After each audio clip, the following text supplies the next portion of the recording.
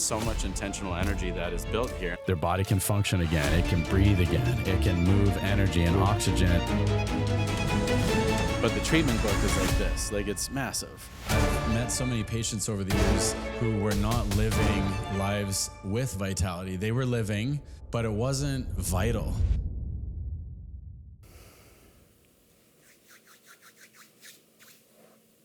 All right. Okay. Good? Yeah. Ready? Yeah, ready. Awesome. Welcome to this podcast space here that we're cozy in, and so grateful to have both of you here, Irene and Whitney. Welcome. Thank you. Thank you. Thanks for having us. Yes, in person together. Well, and we've been weaving back and forth a little bit together the last couple of years, it seems, and you know the company Living Alchemy as a backdrop, and we're all real people in the world as well. And so I'd love both of you to just share a little bit about yourselves, because I'd love the audience to get to know who they're listening to today, and we'll dive in. Yeah, for sure. Go ahead, Mama. Yeah, my mission here in this one life on this earth is really that to be that advocate for our customers, for people to find the right health solutions, to take that empowerment and to do the right thing that works for them.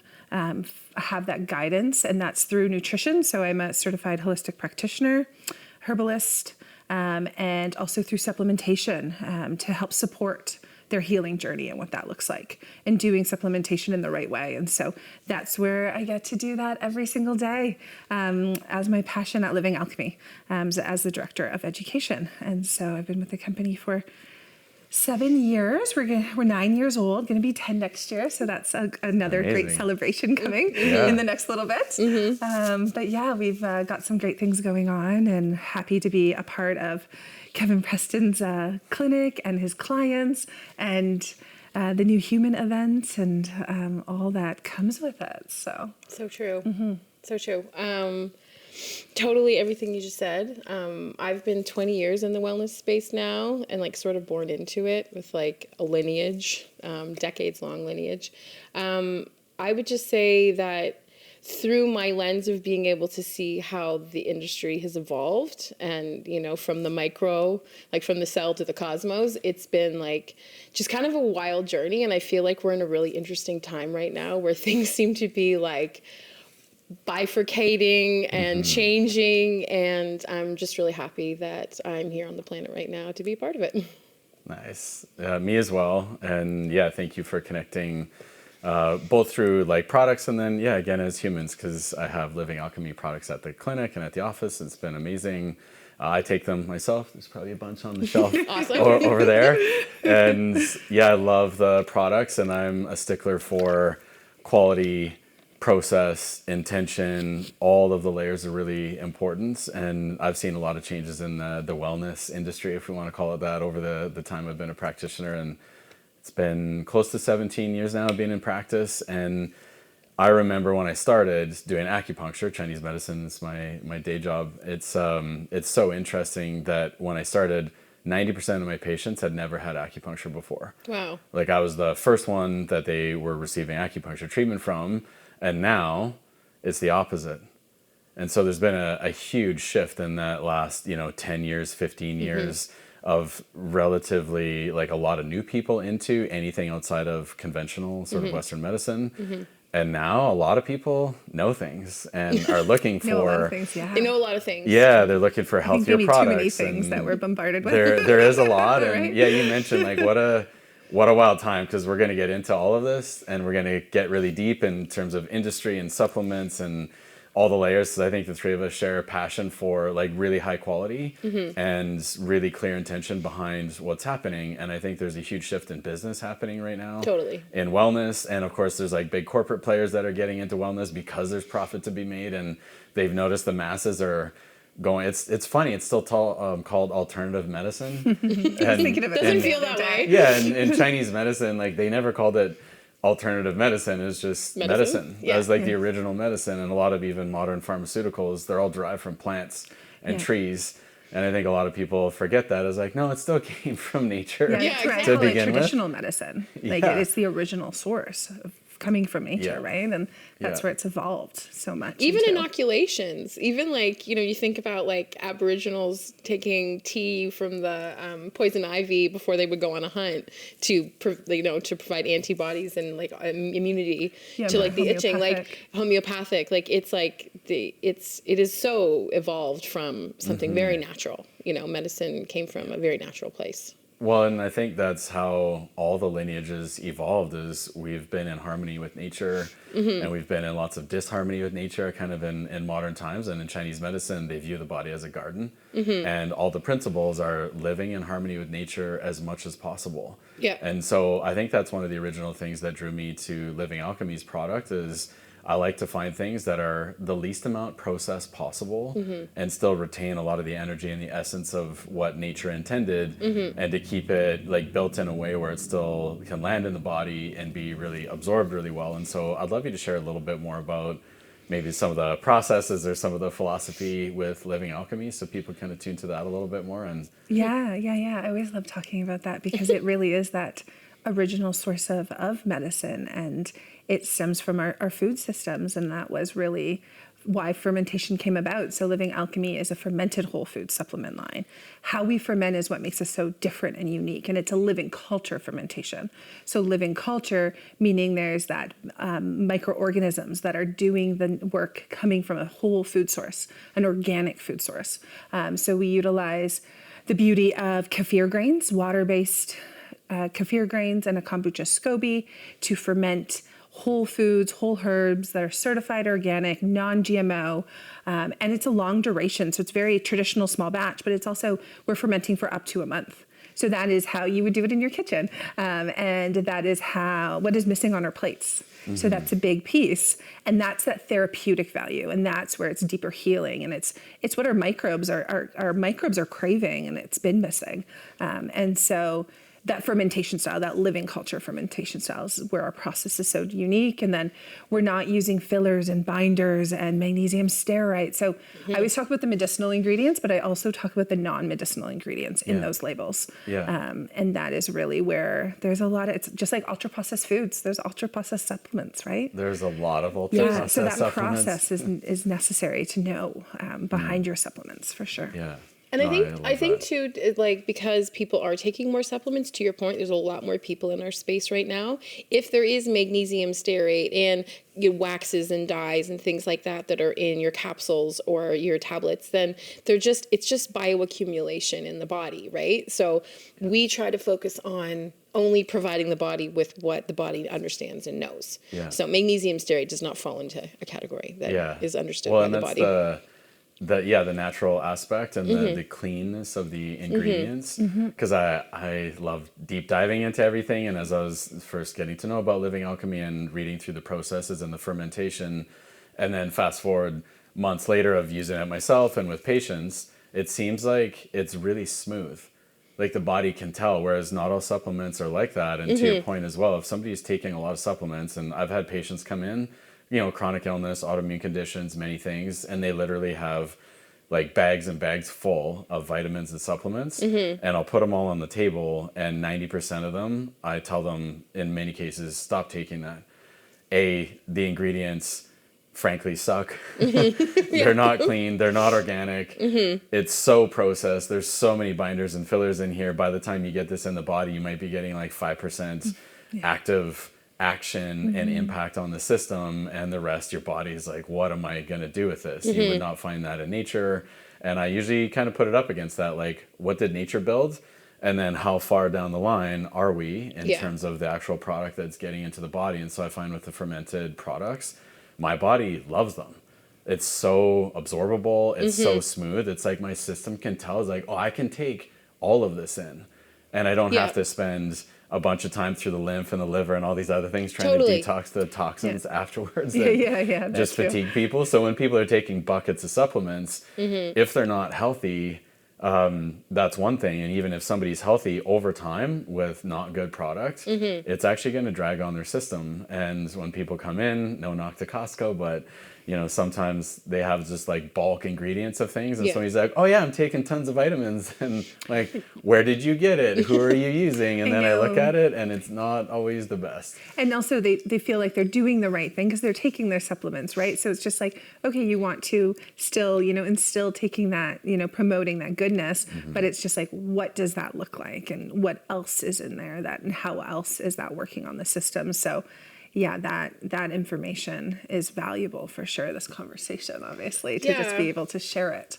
And and you have to be careful with those conversations too, because you want someone to want to do something good for their body. You want them to go. I'd rather them go to Costco than nowhere. But at the same time, I think there's an education gap. Yeah. And in the mass production, and if you can't digest gluten, the chances of you being able to digest a super synthetic vitamin is highly improbable. It's just a lot. The capsules are big and thick, and there's a lot of things that you have to get through before the coatings, the waxes, before you could even get to the vitamins, know?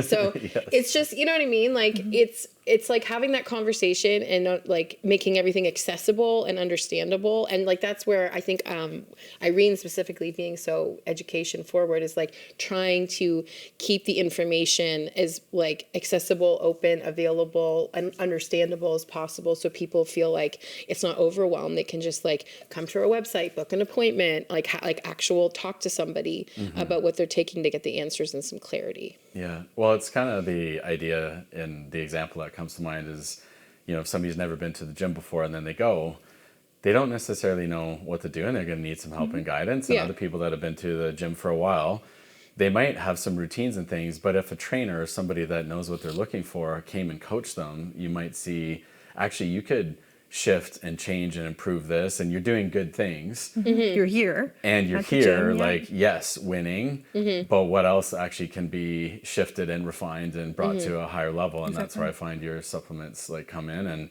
even Irene, as director of education, that is unique at supplement companies too, that they would even have a director of education. And maybe we could get into that a little bit more too, because I think we're passionate about the industry in general and what people are taking, what they're not taking. And you could do whatever you want with this question, but the question would be, what do people not know about supplement industry? And I know it's pretty wide open, so you can kind of pick up whatever thread you want, and we'll all take a deep breath of, we can edit this, how deep right? should we go? Yeah. I could go into flow state pretty quickly.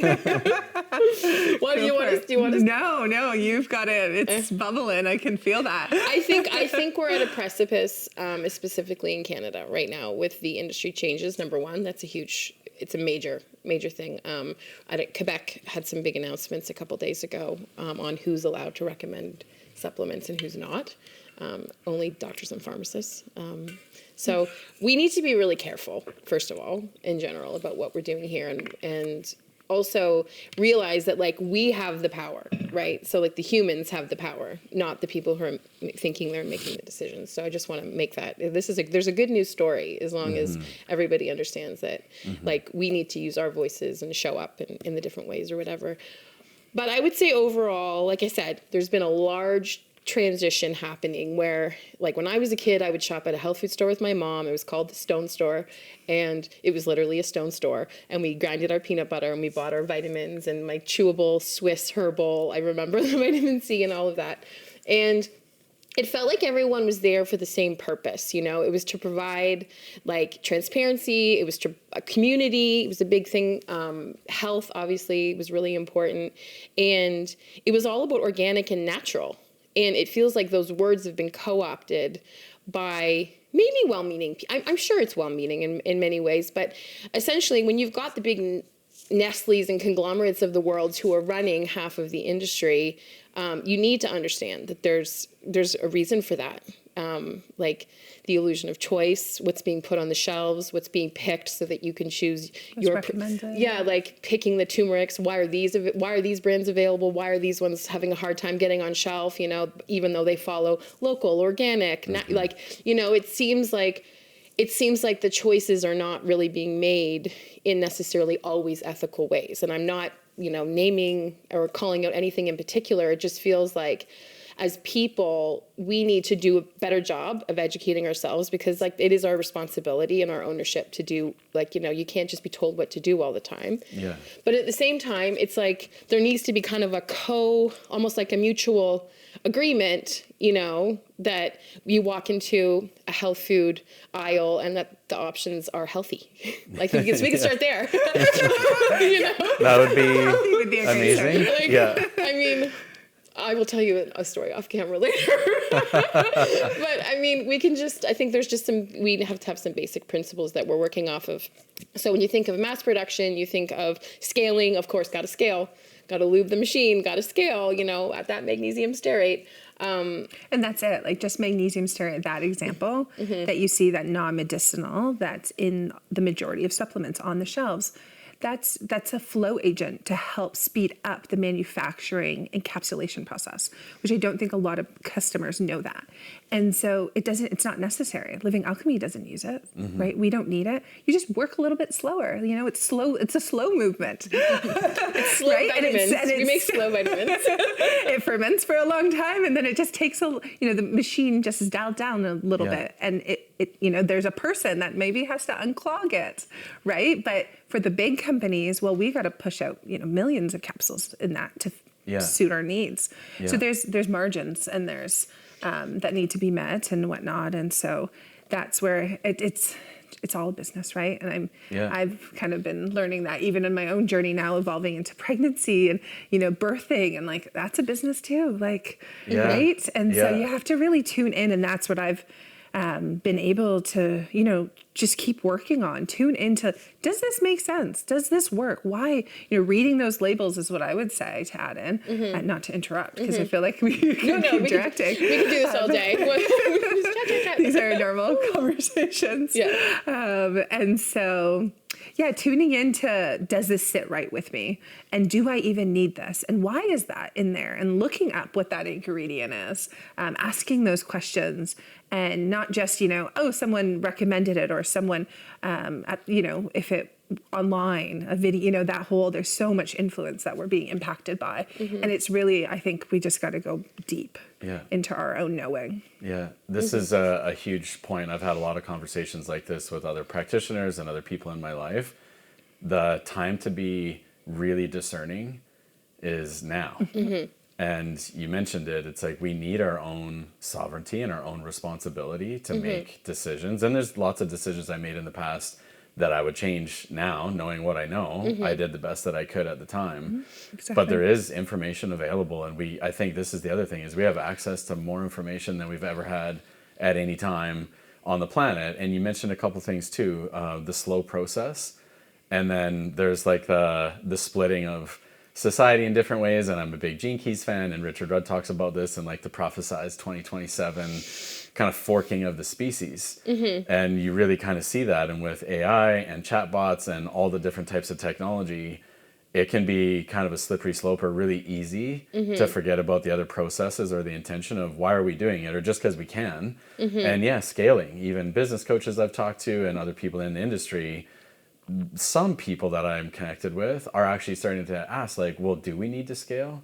Why? Yeah. Wait a minute. Like, why are we scaling? Like, what is that intention? And the base level intention from more of a corporate point of view, it's always profit. But I think a lot of people are finding that's not necessarily sustainable for individuals, both at a coworker level, at how many hours can you work in a week kind of background that I grew up in. And I'm all for working hard, but I think a lot of us are realizing, especially my lens is always on health as a practitioner. I see all the people that didn't put their health first, and now they're really paying for it. And there's kind of that saying, like, pay now or pay later. My favorite saying. And if you pay later, you're usually going to pay way more. So more, Chinese medicine has always been about preventative medicine, which is something that I love as a philosophy, which is also a reason I take Living Alchemy supplements. And not because you guys pay me to or anything like that. It's like by my own choice, because my discernment is like, oh, this is a really clean list of ingredients. I like what you've done. I like the process. And even learning a lot about herbal medicine from a Chinese medicine background, talking to people in my industry that lived in China for like 15 years, learned the language, got in with all the companies, herbal medicine and everything else. And then on the product side in Canada, some would get into Canada, you could have a bottle of a traditional Chinese herbal formula and it would cost like $4. And then you could have the same formula and it would cost like $30. Mm-hmm. And people are like, why don't I just buy the $4 one? I'm like, let me tell you what I've learned. The $4 bottle, they're still making margin on that somehow. That's wild to me, which means they had to buy ingredients that were really, really, really, really cheap. And what I learned in the industry, even there too, farmers would take their batch of, astragalus or all the other things that we've come to know in modern herbal medicine, licorice root and everything else, and they'd shop it to different companies. And if the quality is really good, they could sell it to really high level companies and sell it for more money. But if the quality wasn't good, that company would say, no, we don't want your crop, we don't want your product.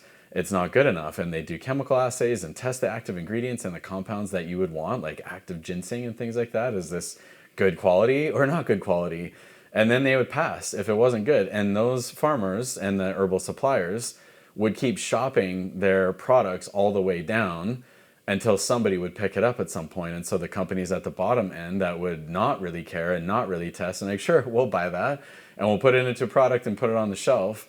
You could have ginseng that is wildly different, and you could have ginseng that is 95% active, and you can have something that's 90% inactive, where it's not even really doing anything at all. Mm-hmm. And somebody's thinking, hey, I was recommended to take ginseng. I'm taking it. Totally. I don't really feel any different. Somebody else is like, oh, it's changed my life. And it's like, yeah, depending on who grew it and what happened by the time it was out of the soil into a product. And so these are things that I talk to patients about, and I think you guys are educating a lot about as well, but a lot of it is unknown. You don't know that the products on the shelf might be all from the same supplier.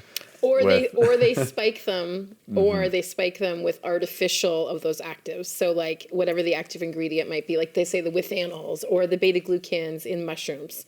So it's like we guarantee X% of beta glucans, but we actually spike it, and you don't know that half the beta glucans that are in there are actually synthetic. It's wild. So it's not naturally formed. So they're not naturally created. They're lab purchased to improve label claims and Yeah. And it's wild. Make the label proper. What else don't we know? I mean, like, look at Tropicana orange juice. How does every single thing bottle taste the exact same? You know what I mean?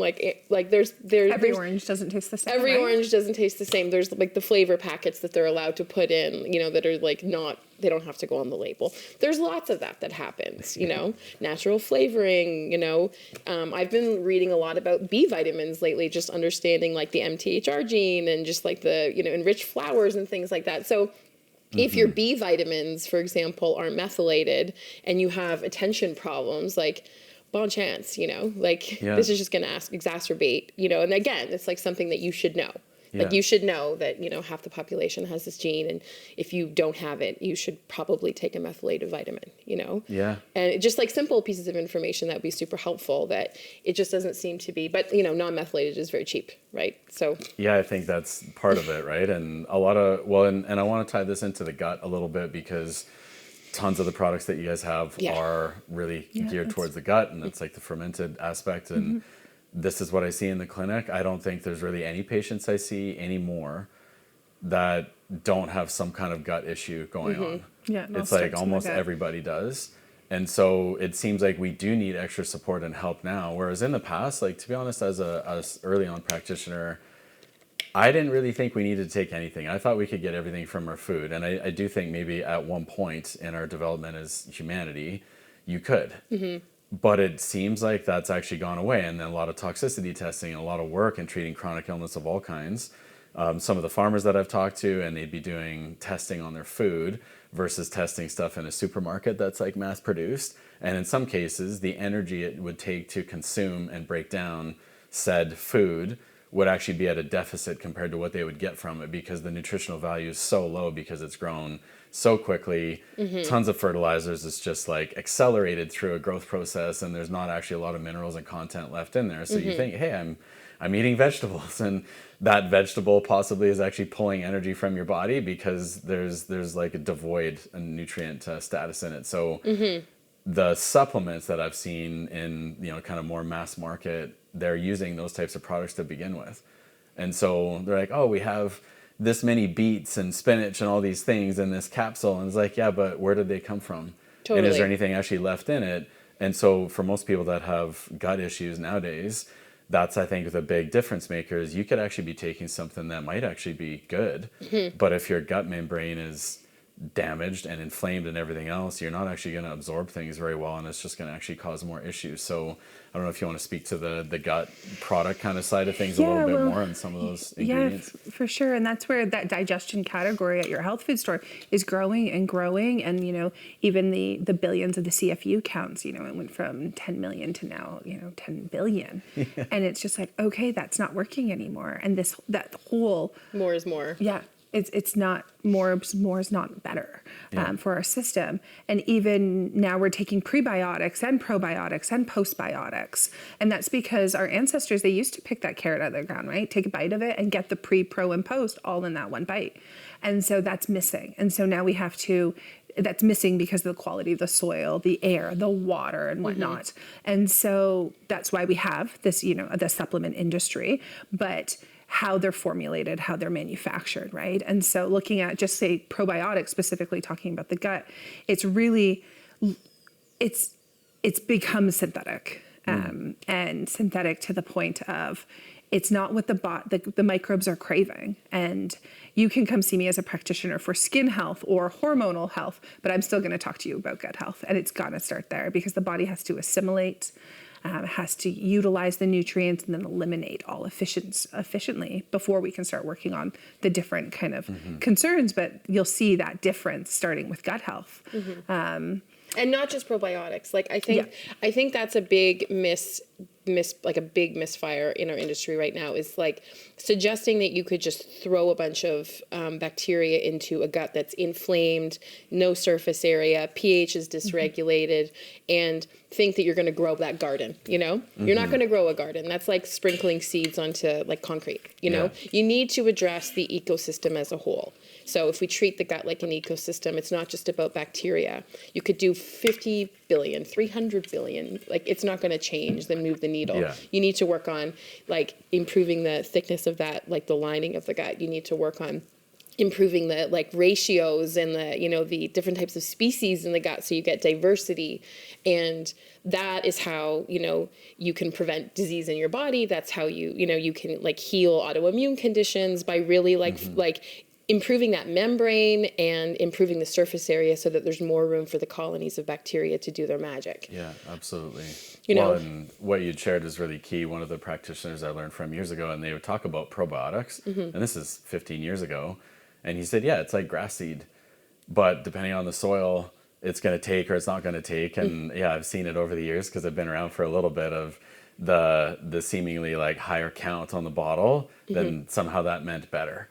But how many strains? What does it look like? Yeah, what is that actual ground structure that we're trying to put that into? And so just for the listeners that maybe this is kind of new, one or both of you if you want, can you tell the listeners what prebiotics are, probiotics, and postbiotics, just to differentiate it a little bit? Because ideally, like getting whole foods or whole food supplements is a really good way to go. What are some of the nuances around that? Yeah, we can do that together. So with prebiotics are that fuel source to feed your probiotics, your good bacteria within the gut. A simple way to say it. And then the probiotics are able to do that deeper work, to provide that deeper healing, to digest, to create the metabolites, and that's the postbiotics. So postbiotics are the byproducts from the probiotics that are more the signaling communicators to the immune system, to the digestive tract, to eliminate and whatnot. So short chain fatty acids included with the postbiotics. In the postbiotics, like butyric acid, which is a huge like source of fuel for the colon. So it's almost like an energy, like a furnace, you can almost say, for the digestive system. So it's like it requires all of these elements to be firing in all cylinders, and the pH. Like a lot of people don't recognize, like the digestive system is alternating pHs. So like your mouth is alkaline, your stomach's acidic, your small bowel's alkaline, and then your bowel is acidic. So if something, like say for example, you took 750 lactobacillus acidophilus in one go, I don't know why you do that, but some people do.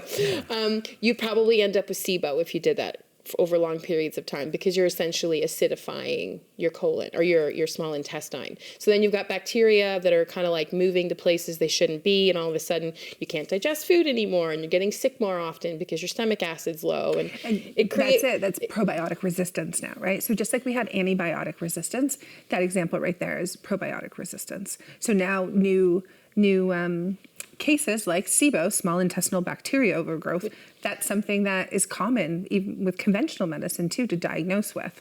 And it used to be something that you would get. That's what senior citizens would get, because as you age, your bifido populations decline, just because, like same as collagen production, everything else. pH changes. It just declines with age, so it's enzymes. normal. So hence seniors in like nursing, they'll eat less, their digestion's slower. But now we're seeing all these young people who are having SIBO, and it's presenting more as, oh my God, every time I eat, I can't digest. It's like a rock in my stomach, and that is young person SIBO, and that is overuse of, conventional probiotics, because now they're in granola bars, they're in your juice, they're in your chocolate bar, they're in your everything. And, it's just kind of like, and it's all Lactobacillus acidophilus strains. Why? Because they're the most stable and they're most cost effective. So the bifido products that are out there are very expensive, and they're also very difficult to keep viable on the shelf. So they're overstuffed by like thousands of %.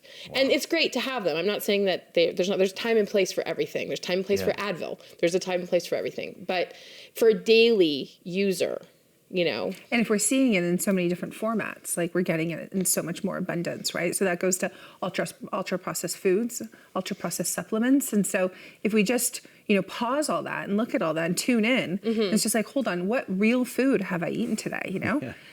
The supplements I'm taking, if they don't include real food, or it's from concentrate or, extractions or whatnot, we need to relook at why we're consuming this and how do we feel when we're consuming this, right? So totally I think so many people have lost connection with their body, and they don't really know how they're feeling, or they're not able to track that, or they know when they feel okay or they don't feel well, but they're not really sure what's contributed to that, because the gut is so thrown off. And as we learn more about the body, more research, we're realizing how complex the system is and how intelligent it is. And for some reason, it seems like in North America, if we find, this could be good, this one thing, like probiotics, maybe it's helpful. And it used to be, and it's like, well, let's put it in everything all the time. And so true. Jack up 5 billion, 10 billion, 80 billion, 100 billion, trillions. And then we wonder why we have issues, because we forgot that the body was a garden.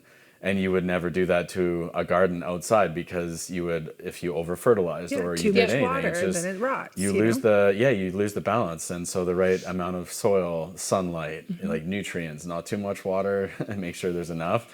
And all these analogies, I think, is what you guys are doing in terms of products, is really well balanced check boxes of each of these things that are needed, and everybody needs something different, which is also why you guys have a big lineup of like different nuanced products. And even the herbals that are fermented, the body's like, oh yes, thank you, I can do something with that. I can take that in and put it to use in the body in a big way. And if you're not working on the gut, then all the other symptoms become, I think, pretty secondary. You just can't get there. And I've seen that in the clinic over and over again, regardless of what the problem is. I know I'm going to have to work on the gut, almost as a default now, which is kind of sad. Is this reality of where we're at? Yeah. But the amount of toxins, the things that we're exposed to, glyphosate, everything. like so many different chemicals and pathogens coming into the system, and where our bodies would be able to offload that more readily in the past, because there was like good membranes intact in the system.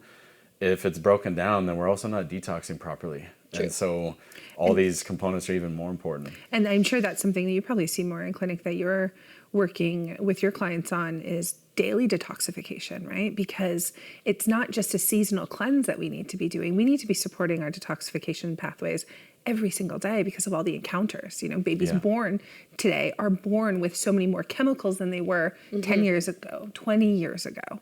Yeah. And these new inventions of chemicals and processes and additives and fillers and whatnot. And so daily detoxification is just so important. And that's where, even with, we've got, different protocols to help guide there too. Yeah. I was surprised to see we launched a milk thistle a few years ago, milk thistle dandelion complex. And I mean, not that it's not super exciting, but I was like, I didn't expect it to take off the way that it did. And it really did take off. And I think it's because people have kind of, we're over the, okay, let's repent for 12 days and, you know what I mean, drink juice. And like now it's like we're going to consistently like show up and work on supporting those organs, whether it's dry brushing, lymphatic massages. Like people are really noticing that stagnation, and they don't want to just do it like after Christmas. They want to do it all the time and have it be part of their. To do it all the and time. You should be doing it because, like, well, the reality is there's only so many things you can control. You know, like. I mean, you could wrap your house in tinfoil. You could, like, you know, but like, there's only so many things. You still have to, you know, drink water. You know. Well, and these are the things that I try and teach patients. The things you do every day are the ones you need to really pay attention to. So, you know, if you ate oatmeal once a month, twice a month, if you didn't get the best quality, it's okay. But if you eat oatmeal 5 days a week, you better be getting something really good into your system because you're putting a lot in there. So we drink water every day, ideally. Some people don't, if you're listening. Wild. I ask patients, hey, so much water did you drink? And they're like, well, I had 4 coffees today. I'm like, okay. That's not water. Well, we're going to have a conversation about that. And so the things that people do regularly, every day, we need to pay attention to that. And also detox has become more and more important. So milk thistle, looking after the liver, dandelion root, those types of things. And again, this is something that is ever changing and evolving as a practitioner. I usually say the line like, my current position on this is, because I know 3 months from now, 6 months, maybe a year, I might learn something new, see something different, and then I'm going to pivot and share what I can, which is why I'm always doing research and educating myself on where are we at. But what I've learned in like 16 plus years of toxicity testing, the liver, the lymphatics, and the kidneys are a major focus, or should be a major focus for anybody's system, because they just get bombarded. And it's, you know, and if I was arguing against different practitioners that say, you don't need to do that, our body is built to detox, true. But we haven't ever had to face the amount of toxic exposure regularly. Very true. That our biology is trying to evolve so quickly right now, it's having a hard time keeping up. So we need enough resources coming in to be able to continue the rapid evolution. And, you know, if you threw a brick at me, I could catch it. If you threw 2, still good. 3, 4, I could probably get that. But if you keep throwing bricks before I can safely put them down or land them, I'm going to start dropping that stuff somewhere. And that's how the body is. So we can handle quite a bit. The body's remarkable. But there's only like so many things the system could do in 24 hours to offload. And so I find if you're going to focus on one system to detox, make sure the liver's good. In Chinese medicine, and this is thousands of years old as a philosophy, the liver is what is first impacted by stress and is first impacted by suppressed emotions. So that gives you a sense of like how important the liver is. Yeah, that's a ripple effect. And the early on traditional formulas, a lot of them that were called like harmonizing formulas, they had a lot of herbs for harmonizing the liver specifically. Because if that energy is not moving, they already knew that. And I would love the opportunity if I could go back in time and transport like the ancient herbal sages from like 2,000 years ago, 1,000 years ago, those guys that lived 150, 200 years old that were, you know, masters in all of these aspects. I'd love to ask them about what they see now, because glyphosate hadn't been invented yet, and plastics and all these things, and, you know, 5G, and you could go on and on. Like, what would, I'm out. Yeah, what would put me back 1,000 years? Take me with you. So, seriously, get back in the spaceship. Yeah, this is the evolutionary path that we're on, and like we're here. I believe on some level, maybe our souls chose to be here, depending on what your beliefs are. And it's like, okay, we're here. Let's be here consciously. Let's empower ourselves. Let's get really discerning. We have information that we can look up. People can read about all the stuff that you guys are doing on your site. They can get educated. They can connect with real human beings. That I believe we are in a time, it does pay to take a bit more time. Instead of rushing into signing up for this, doing that, and even in, you know, building the new human, which is coming up in a few days. We'll see when this podcast airs. But the preparation, I think, is key. So we want to prepare the gut properly.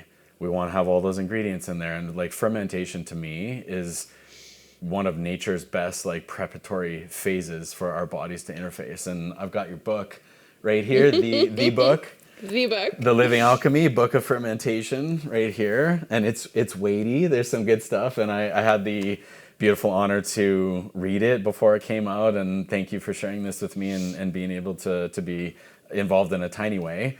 But maybe, yeah, share a little bit more. I know you're both really passionate about fermentation, but where was the impetus for this book?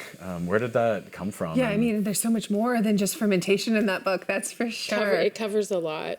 I think I'll let you speak to. I just feel like for us, it was like just telling our story. We wanted to have full agency over the story, not just about the brand. It's about the philosophies that we really truly believe that people should, get more acquainted with. Mm-hmm. And no, it's nothing about the brand. It's about really, yeah. It's about how important, and it's funny doing the book and researching the book sent me on like a whole wild path of alchemy in general, and obviously fermentation being a stage of alchemy.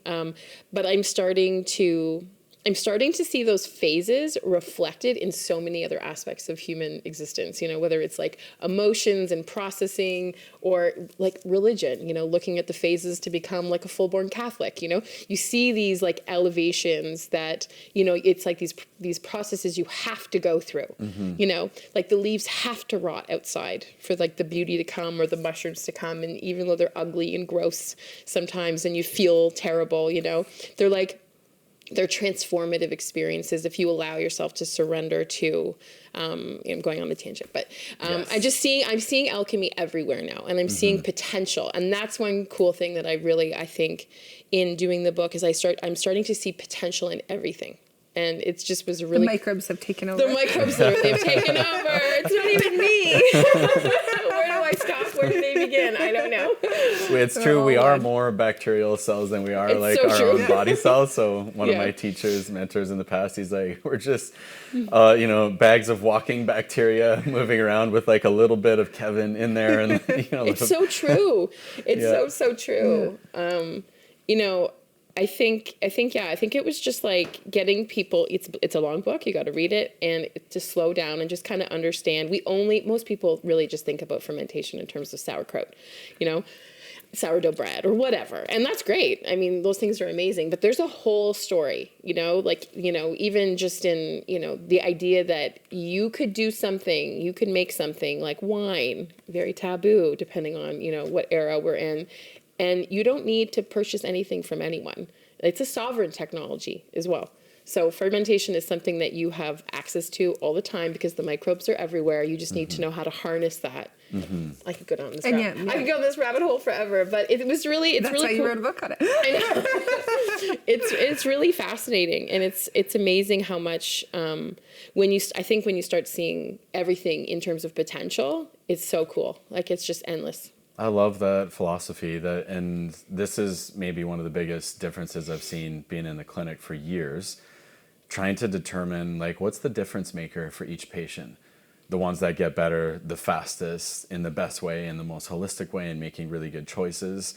And after years and years, what I'd come down to is victim consciousness. And if somebody is stuck in victim consciousness, like life is happening to me all the time, their prognosis isn't as good. It takes them way longer to get better. Yeah. Whereas when somebody shows up and they look at life as an opportunity, and they're seeing even pain and struggle as data or information or something, they're like, I know there's something in this for me, and I'm struggling and I'm in pain and this is hard and this is really challenging, but I'm chewing through it. I'm digesting life material, even when it's the biggest difficulties. And a lot of people, you can't get through life without some level of challenge or difficulty. It's true. That is the alchemy too. Like that is the digesting of life. And so people that come in with a mindset of not being in victimhood and saying, I know there's something bigger to see here. And then they start opening up their lens, their aperture a little bit more, and they start to see, oh,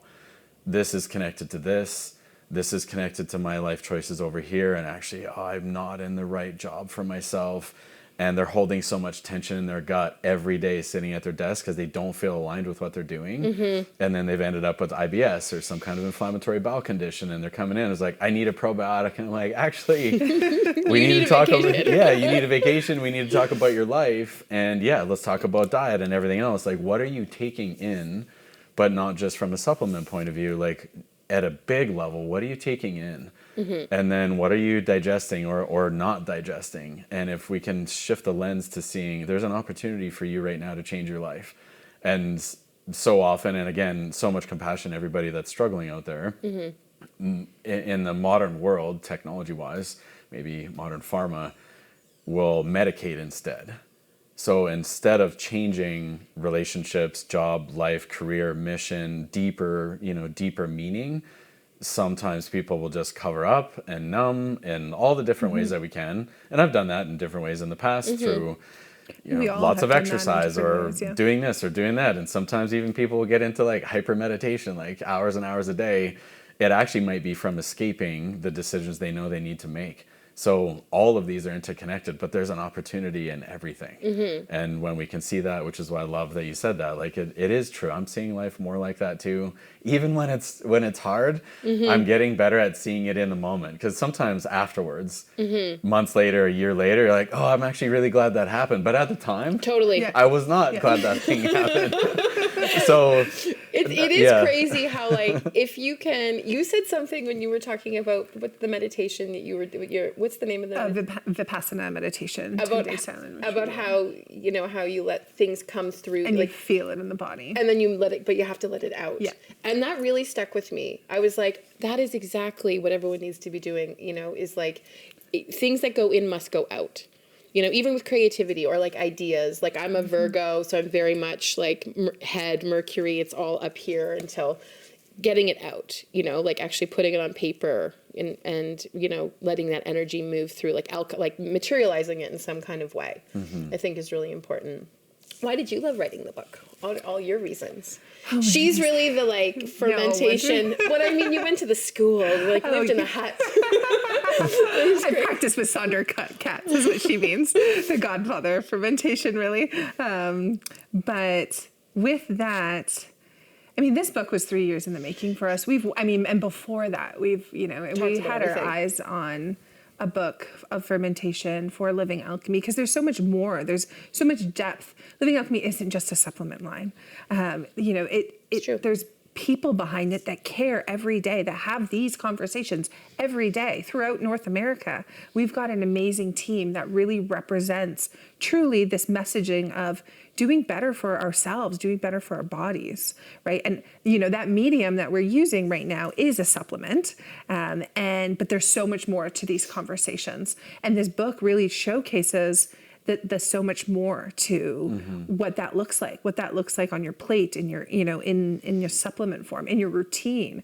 And so the book focuses on the history of fermentation, the science of it. My favorite chapter is Let Fermentation Be Thy Medicine.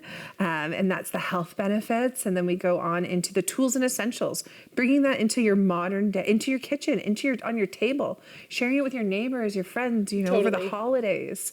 And then we've got the future of fermentation, and that's really about our food systems and that sovereignty of being able to learn more, take control, what the future looks like for supplements, for the soil, us, precision fermentation. That's a whole nother food system that's out there, and so scary and who knows? We might, 10, 20 years might look at it like that's the way of being. And I don't know if you've seen any of that, but they're genetically modifying microbes to make meat and stuff. Yes, I have seen.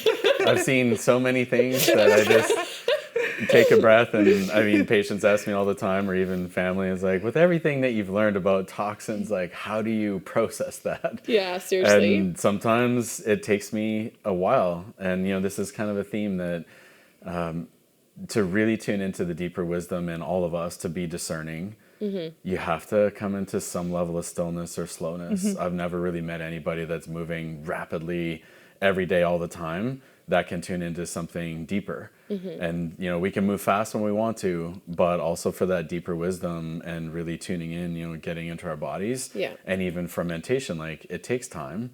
And it should take time. Yeah, there's beautifully a lot of people sort of swinging back into more traditional ways of living and growing gardens again and realizing that, some of these other things that were convenient and fast were not healthy and not sustainable. And maybe there's a season, whoever's listening to this, maybe you're in a transition season and you're struggling to kind of have better practices. but at some point, the body will either bring you back there, or you can choose to slow down at times, because the body knows. And I've always found that too, like the body can't lie.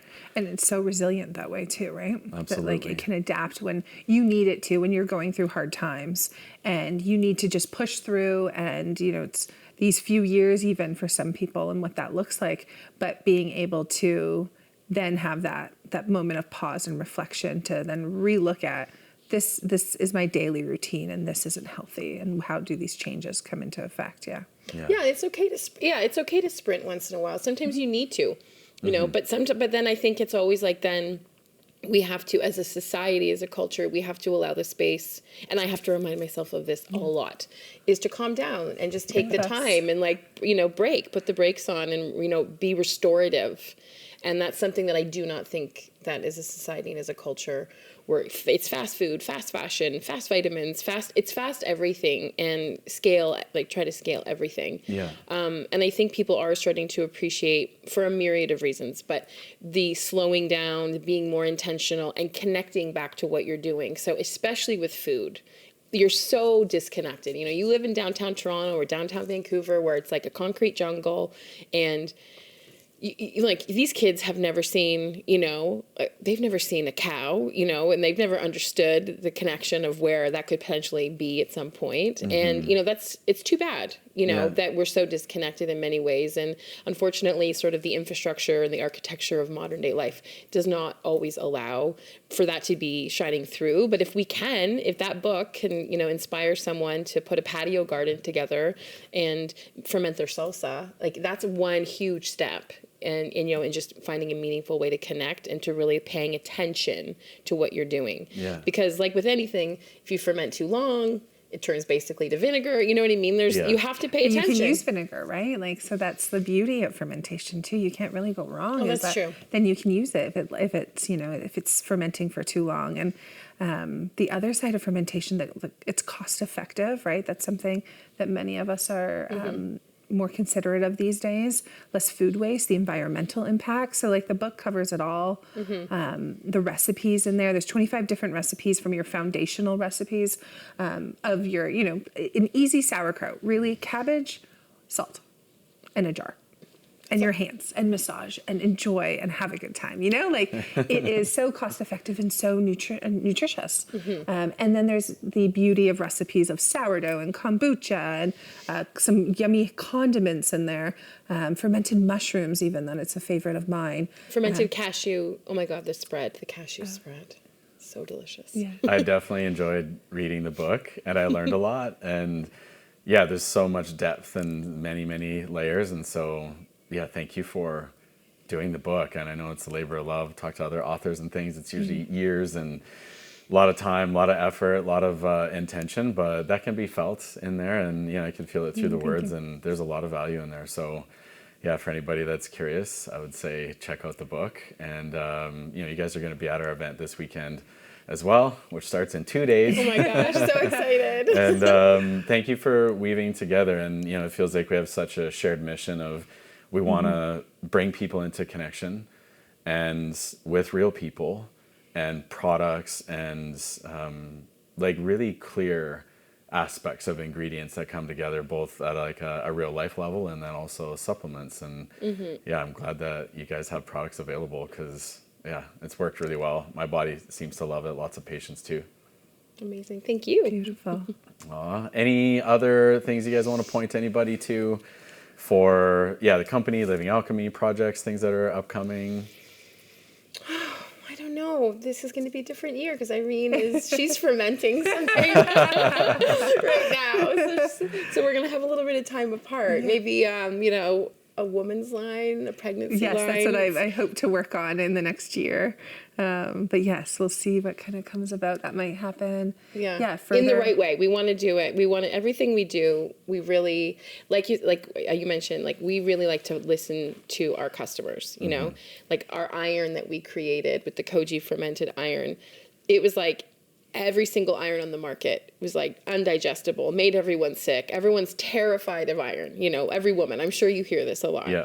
And we found a solution to that. Like, it's like, we're just going to solve this one problem because, like, you guys need It's a iron. big problem, yeah. And it just feels like it's like that constant reciprocal communication, like we're here in co-creation, whatever you want to call it.